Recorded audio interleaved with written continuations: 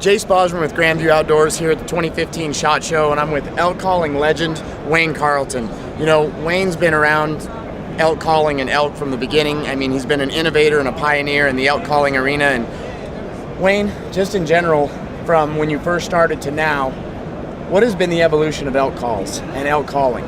Well, elk calling, of course, I moved out west in 1976, but before I moved, I learned how to hunt turkeys with a diaphragm call, which was saying something, because back in the day, we didn't have diaphragm calls, and when they started making the first one, they made out of lead frames and with latex stretched across. Sure. So we didn't have any instructions or anything, but basically the thing that got elk calling really going as far as Wayne's concerned is the diaphragm turkey call, which is, you know, just this is a double reed call, and wild turkeys make a little call like this.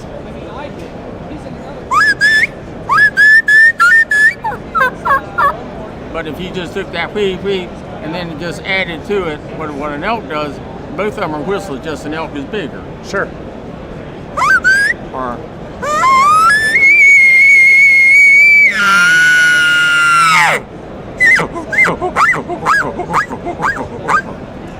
so over the years, these things, again, they were designed primarily for turkey calls to begin with, but you can do a lot of things with just one call. For instance, you can do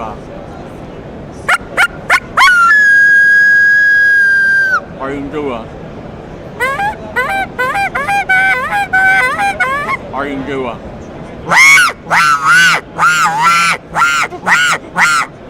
all with one call, so it just depends on how you whistle. How many guys do you know that can goose call with a diaphragm call? I know of one. Took a lot of practice. Well, yeah, that's what's made Wayne so successful. And second question, Wayne, for you is, you know, how have wolves impacted the elk herds today, and what in your mind needs to be done about it? I think you and I are lucky. We live in Colorado, and we don't have that quite yet, but right. Places that I've hunted up in Montana and Idaho, places like that, they have absolutely just worn them poor elk out. Yeah, it's devastating. To the point that, you know, they're not going to really survive if it continues the way it's going. And the people that want to bring wolves back into the wilderness, they just don't understand. The wilderness is not like it was 200 and 300 years ago. That's right. People are there, roads are there, fences are there.